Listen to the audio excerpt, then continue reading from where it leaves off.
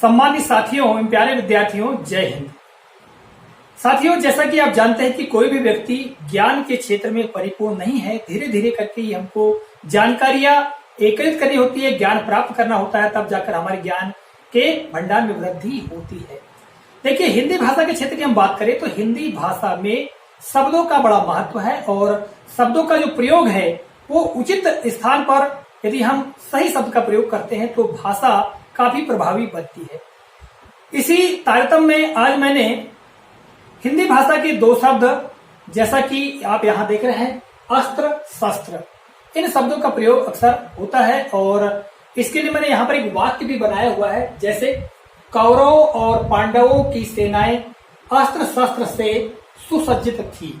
तो यहाँ पर अस्त्र शस्त्र शब्द का मैंने प्रयोग किया है और सामान्य अर्थों में अस्त्र शस्त्र का मतलब होता है हथियार, अर्थात युद्ध करने के, लड़ने के जो वेपन्स होते हैं उनको हम अस्त्र शस्त्र कहते हैं।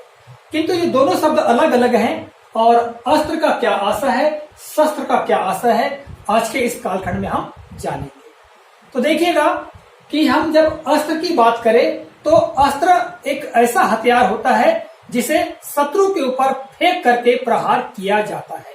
उदाहरण के लिए तीर, ठीक है, तीर को कमान पर चढ़ा करके ही शत्रु के ऊपर प्रहार किया जाता है। तो हम अस्त्र उस हथियार को कहते हैं, ऐसा हथियार जो शत्रु पर फेंक कर प्रहार किया जाता है, फेंक कर प्रहार किया जाता है। और फिर बारी आती है शस्त्र की, तो शस्त्र उस हथियार को कहा जाता है जो हाथ में पकड़कर शत्रु से लड़ते हैं या शत्रु पर प्रहार किया जाता है। उदाहरण के लिए तलवार या बर्छा, ठीक है। तो शस्त्र के लिए हम प्रयोग करेंगे ऐसा हथियार जो हाथ में पकड़कर शत्रु पर प्रहार किया जाता है, प्रहार किया जाता है।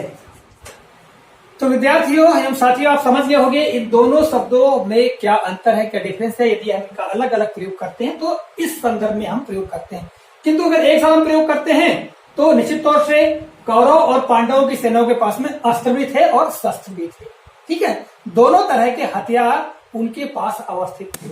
और आज मैंने जो जानकारी आपको दी है उस जानकारी का स्रोत है ये हिंदी व्याकरण की पुस्तक आप देख रहे होंगे। ये डॉक्टर उमेश चंद्र शुक्ल की हिंदी व्याकरण की पुस्तक है। इस पुस्तक के पृष्ठ क्रमांक 92 पर ये जानकारी दी गई है। तो विद्यार्थियों, आशा करता हूं ये जानकारी आपको काफी रोचक, ज्ञानवर्धक और उपयोगी लगी होगी। इसी के साथ इस कालखंड से विदा लेता हूं। अगले कालखंड में किसी नए प्रकरण को लेकर पुनः आपके समक्ष उपस्थित होऊंगा। तब तक के लिए नमस्कार, जय हिंद।